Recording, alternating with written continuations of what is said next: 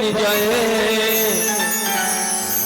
वो जब खिड़की खोलूं तो तेरा एक दर्शन हो जाए। आज बली महाराज जिस दरवाजे से निकलते हैं, मेरे ठाकुर जी का आज दर्शन होता है उन्हें, और ठाकुर जी बलि को वरदान देते हैं और वहां से लक्ष्मी जी के साथ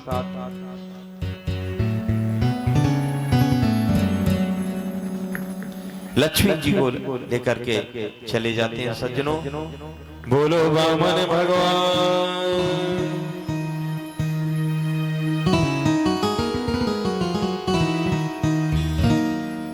अब यहां से सूर्यवंश से प्रारंभ होता है। सज्जनों,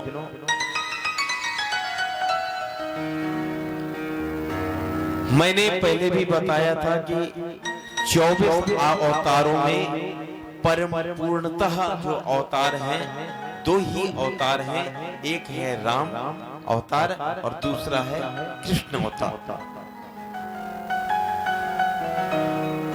राम की आंखों में गंभीरता है और कृष्ण की आंखों में चंचलता है, बस इतना अंतर है। राम ने जो जीवन में किया है उसको करना चाहिए, और कृष्ण ने जीवन में जो कहा है उसको करना चाहिए।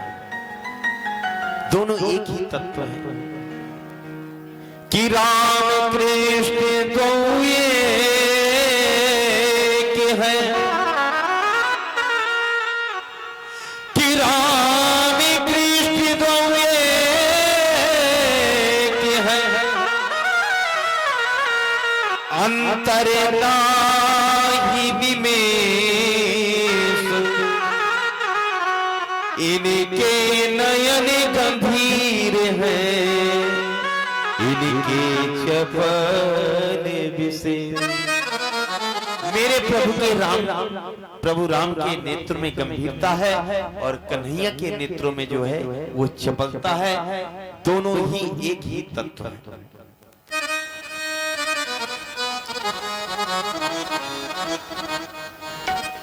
सुखदेव जी महाराज राजा परीक्षित से कहते हैं, राजन, जिस वंश में प्रभु राम ने जन्म लिया है उस वंश को कहते हैं सूर्यवंश।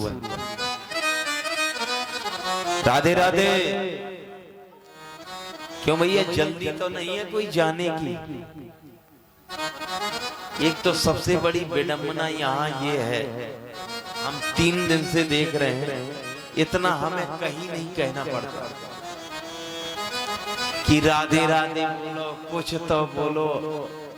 अरे समझ में आए तो ऐसे ऐसे करो, ना समझ में आए तो ऐसे ऐसे करो। आके माटी के से धोनाओ, आके बैठ जाओ, 15-15 सेर अन्न को खा जाओ, 50-50 लीटर पानी को पी जाओ, और जय के नाम पे है।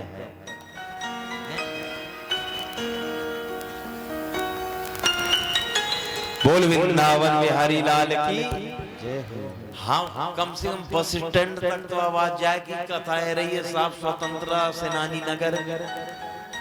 हमें कहा पता की कथा सुनने के बहाने आके लंबा घूंघट मार के अब सो जाए। बोलो राधे राधे।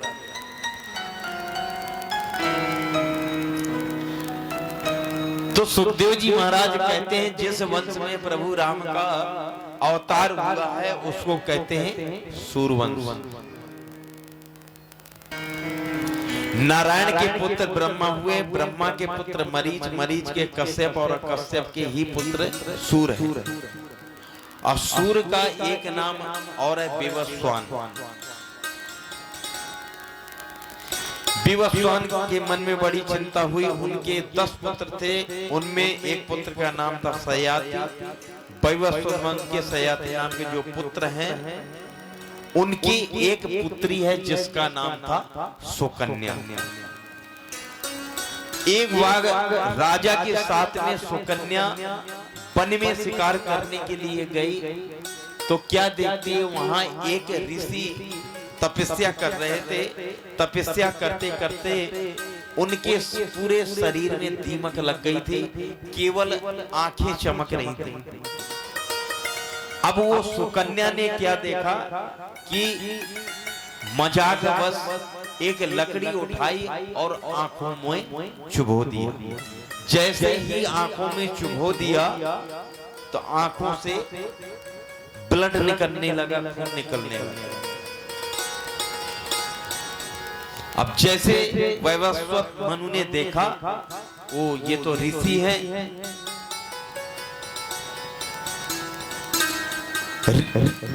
वैवस्वत मनु को न चाहते हुए भी सुकन्या को विवाह उन च्यवन ऋषि के साथ करना पड़ा, न चाहते हुए भी।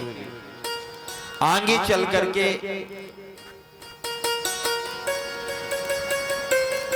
अश्विनी कुमारों ने च्यवन ऋषि को आंखें प्रदान करी और रोशनी आ गई, सुंदर उनका जीवन व्यतीत होने लगा। इसी वंश में अम्बरीश जी की कथा आती है। बड़े ही भक्त थे अम्बरीश जी महाराज। अम्बरीश जी इतने भक्त थे कि महीने में, साल में जितनी भी एकादशी है, सब एकादशी का व्रत रहते थे। और हर वैष्णव को एकादशी का व्रत रहना चाहिए। अगर वैष्णव है वो और हिंदू है तो उसको एकादशी का व्रत अवश्य रहना चाहिए। अरे महाराज, और आजकल का एकादशी का व्रत कैसा होता है? एकादशी आई, अब साफ सवेरे से सासुरानी बहू से कहती हैं, अरे बहू सुनती है का? हाँ, चाय थोड़ी जल्दी बना लेना, और वह चाय के साथ में कुछ मखाने काजू वगैरह ले आना तल के, आज एकादशी है ना। साफ चाय के साथ में काजू मखाने वगैरह। 9-10 बजे बेटा, अरे सुन रहे होगा बेटा, हाँ मार्केट से थोड़ी जूस ले आना, आज एकादशी है ना।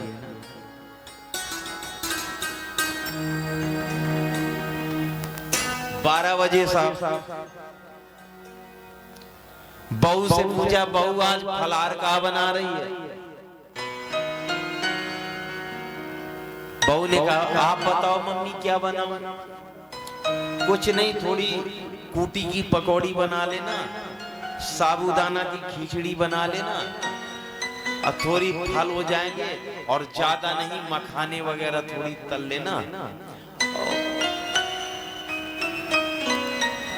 एकादशी है ना, ज्यादा नहीं। दोपहर में इतना लील लिया।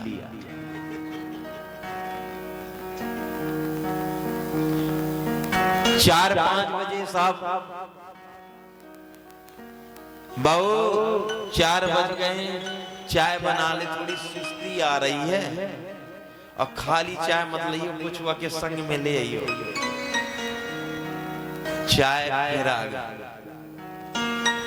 कुछ आ गया, फलारी नमकीन आ गई। अब भाई रात के 9-10 बजे फिर इतना फलाहार ले लिया।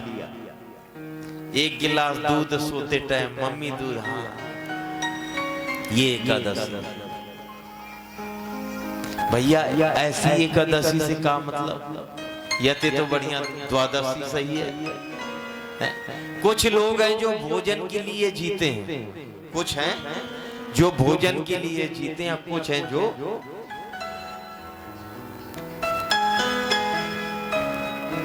केवल जीवन जीने के लिए होना चाहिए, जीवन भोजन के लिए नहीं। सज्जनों, अम्बरीश जी जो महाराज थे, प्रत्येक एकादशी का व्रत रखते थे। और एकादशी का नियम ये होता कि जब द्वादशी आती है तो द्वादशी तिथि में पारण कर लेना चाहिए। इसका मुहूर्त होता है, हर चीज का एक मुहूर्त होता ना, ये नहीं कि जब इच्छा हो तब सिया वाला रामचंद्र की जय। एक टाइम होता है कि 8 बजे तक, 9 बजे तक, 10 बजे तक पारण का समय।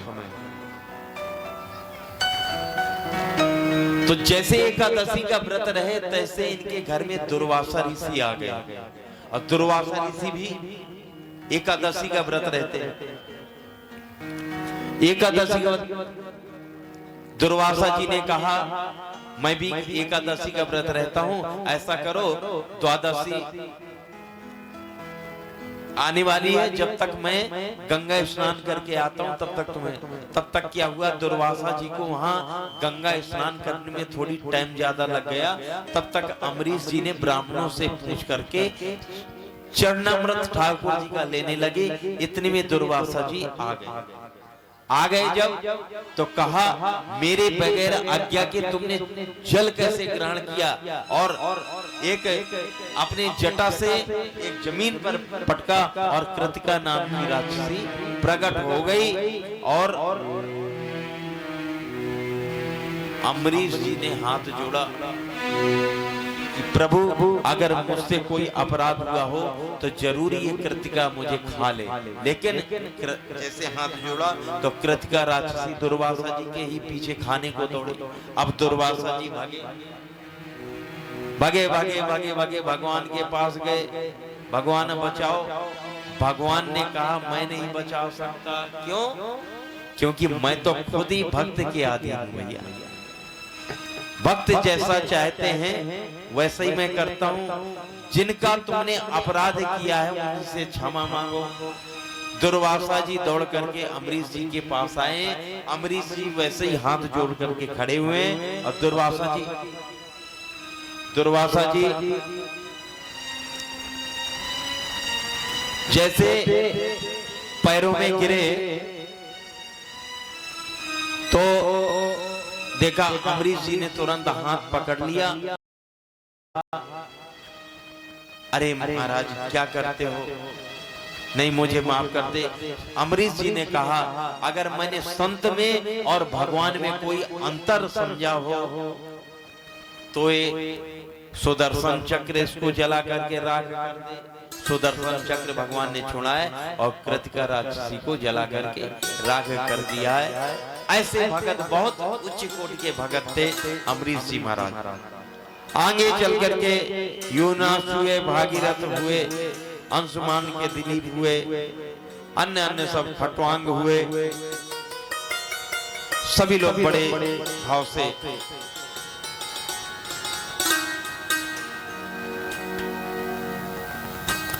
राजा दशरथ हुए, इनके 4 पुत्र हुए, सबको पता है।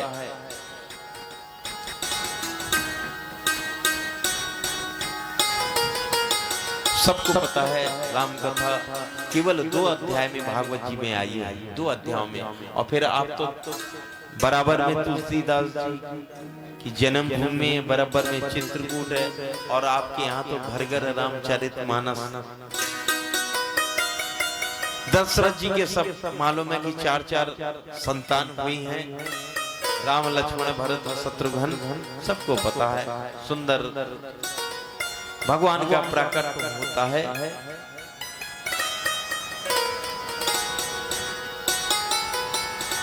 और प्रकट होने के बाद भगवान सुंदर वन में जाते हैं, ताड़का इत्यादि का सबका उद्धार करते हैं, सबको मार मोर करके सीता हरण होता है, रावण का वध होता है, सब मालूम है आपको। ऐसी राम की कथा बड़े पावन। अब आगे चल करके राम जी के चरणों में यही प्रणाम करते हैं, क्योंकि अगर राम कथा में घुस जाएंगे तो केवल हम बचेंगे और हमारा यजमान बचेगा, सब चले जाएंगे। क्योंकि सब माल लूटने को है बैठे हैं, जितने यहाँ बैठे हैं कि कब महाराज माल लुटाए। और आज सबको पता था कि आज माल लुटेगा, तो सब काम धाम छोड़ करके चलो भैया माल लूटने। आज से अब रोज माल लुटेगा। आप भी आना, अपने संग की सहेली सखाओं को सबको लेके आना, क्योंकि भैया राय साहब के यहाँ कथा हो रही है, ट्रकों माल लुटेगा। हाँ सब बंद है ट्रक। हमने राय साहब से कह दिया था कि भैया साइड में खड़ा कर देना, किसी को दिखाना नहीं। और उसी को माल मिलेगा जो रोकेगा, चला जाएगा तो फिर क्या, बहुत आनंद आएगा। तो राम जी की कथा को सब यहीं प्रणाम करते हैं, ठीक है ना। अब चलते हैं भगवान कृष्ण की कथा में। बोलो राजा रामचंद्र भगवान की जय। अब चंद्रवंश में चलते हैं। चंद्रवंश में बड़ी ही सुंदर राजाओं की कथा आती है। राजा परीक्षित सुखदेव जी महाराज से कहते हैं, महाराज अब चंद्रवंश का निरूपण करते हैं। जिस चंद्रवंश में मेरे गोविंद का प्रकट हुआ। सुखदेव जी कहते हैं, राजा नारायण के पुत्र ब्रह्मा, ब्रह्मा के पुत्र आत्रि, आत्रि के पुत्र श्रीमान चंद्रमा, चंद्रमा के बुध, बुध के ही पुत्र पुरुरुआ। इन्हीं पुरुरुआ के वंश में 6 पुत्र हुए हैं, आयु, सुतायु, अन्यायु, विजय और जय। इसी चंद्रवंश में चंद्रवंश आगे प्रारंभ होता चला गया है। इसी वंश में आगे चल के राजा हुए जिनका नाम नहुस। नहुस महाराज के 6 पुत्र हुए, यति, ययाति, संयाति, आयाति, व्ययाति और कृति। इसी वंश में आगे चल करके रंती देव की कथा आती है।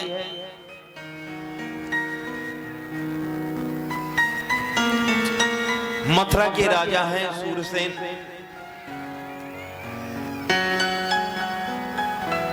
गौरवी, रोहिणी, भद्रा, मदिरा, रोचना, इला, देवकी, प्रमुखा, आसन, पत्न, आन के दुंदभे।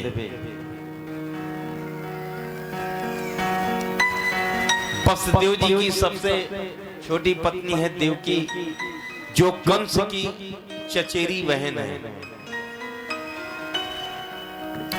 आहा,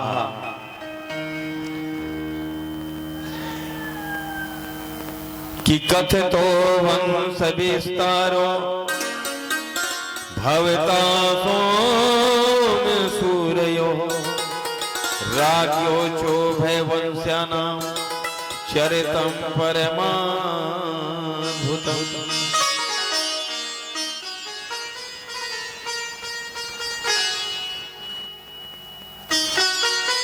सूरसेन जो राजा है वो बटेश्वर, आपने सुना हो बटेश्वर, ये इटावा के पास है बटेश्वर।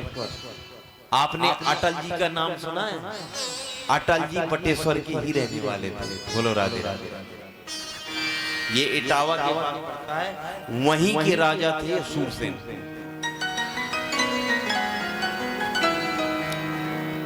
सुखदेव जी महाराज राजा परीक्षित से कहते हैं, भगवान का जन्म होता है वसुदेव जी के कंस के कारागार में, मथुरा में जन्म लेते हैं, गोकुल में खेलते हैं। गोकुल में खेलने के बाद वृंदावन में क्रीड़ाएं करते हैं, गोवर्धन पर्वत उठाते हैं, अगासुर, बगासुर, पूतना इत्यादि धेनुकासुर सबको मार करके भगवान अपनी लीला को संपन्न करके यहाँ से अपने धर्म को चले जाते हैं।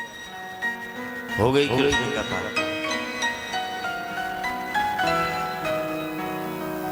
परीक्षित हाथ जोड़ करके कहा, प्रभु जिस कथा के लिए मैं 4 दिन से भूखा प्यासा बैठा हूं और उसी की कथा आप इतने शॉर्ट में कर दी।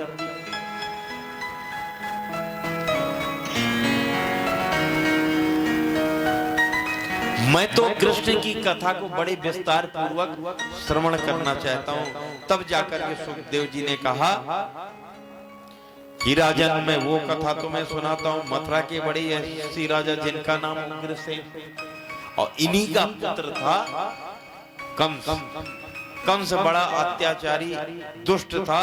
जब ये छोटा था तो इसको उग्रसेन ने, ब्राह्मण ने बताया कि बड़ा दुष्ट होगा, तो जमुना जी में प्रवाह कर दिया। और वहां वसुदेव जी, सूरसेन जी जमुना जी जाते थे रोज। तो ये बालक बहता हुआ देखा तो जाकर के वो ले आए और अपनी पत्नी को दे दिया। यहाँ पलने बढ़ने लगा कंस। जब कंस को आगे चल के पता चला कि तुम इनके बेटा नहीं हो, तुम तो उग्रसेन के बेटा हो, और इस तरीके से तुमको बहा दिया था, तो जाकर के जाता है कंस और उग्रसेन जी को, सबको ब्राह्मणों को यज्ञ बंद करो, कोई हवन पूजा पाठ नहीं होगा, जो कुछ होगा कंसाय स्वाहा, जो कुछ होगा मेरा। आघासुर बकासुर धेनुकासुर सब ये अपने ग्रुप में कर लिया अत्याचार। क्यों? उनकी जो पत्नी थी उग्रसेन जी की, क्या जब ये गर्भवती थी तो ये अपने सखियों के साथ जंगल में गई थी भ्रमण करने के लिए, तो द्रुमिल नाम के राक्षस की नजर पड़ गई थी इनके गर्भ में, तो ये कंस पैदा हुआ राक्षस। अनेक अनेक अत्याचार हुए। इनके मित्र थे वसुदेव जी। वसुदेव जी मित्र थे, तो चचेरी बहन जो देवकी थी, इसको कंस बहुत चाहता था, तो देवकी का विवाह वसुदेव जी के साथ करना चाहा, प्रस्ताव रखा, विवाह हुआ। जैसे विवाह हो करके विदा करने के लिए रथ लेकर के स्वयं कंस जा रहा है, तो आज आकाशवाणी हुई, अरे कंस, जिस देवकी को तू लेकर के विदा करने जा रहा है, इसी का अष्टम गर्भ तेरा काल होगा, तेरा काल होगा, तेरा काल होगा। जैसे ही आकाशवाणी को सुना, हाथ से लगाम छूट गई और देवकी को रथ से खींच लिया और मारने को तैयार हुआ कंस। जैसे ही मारने को तैयार हुआ, वसुदेव जी ने हाथ पकड़ लिया और कहा, वसुदेव जी ने, अरे कंस, तेरी बहन है और शादी के टाइम में तो वैसे लक्ष्मी स्वरूपा होती है कन्या, अपनी बहन को मारेगा तू? कंस ने कहा, अभी आकाशवाणी नहीं सुनी तुमने? यही कहा है कि अष्टम गर्भ का तेरा काल होगा। अरे मैं वचन देता हूं कि जितनी भी संतान होगी वो मैं तुमको दूंगा। कंस से वार्तालाप हुई, दोनों को हथकड़ी बेड़ियां डाल दी जेल में, एक एक दो दो करके 6 संतानों को कंस ने मार दिया। 7वीं संतान जब आई है शेषा अवतार, उसको आकर्षण करके रोहिणी के गर्भ में भेज दिया है। आजकल ये चलता है, एक गर्भ से दूसरे गर्भ में। ये बहुत पहले से ये सिस्टम डॉक्टरों ने तो अब किया है। हमने पहले भी बताया था कि भागवत में हर चीज है, लेकिन लोग बाग शास्त्र को तो मानते, लेकिन शास्त्र की नहीं मानते, बस यही विडंबना। नहीं, हर चीज है। देखो, 7वां गर्भ जो देवकी का था, वो रोहिणी के गर्भ में पहुंच गया। अब 8वें पहरेदारों ने कह दिया कि 7वां गर्भ नष्ट हो गया, नष्ट हो गया। कंस ने विचार किया, चलो अच्छा हुआ, नहीं मुझे मारना पड़ता, अपने आप नष्ट हो गया।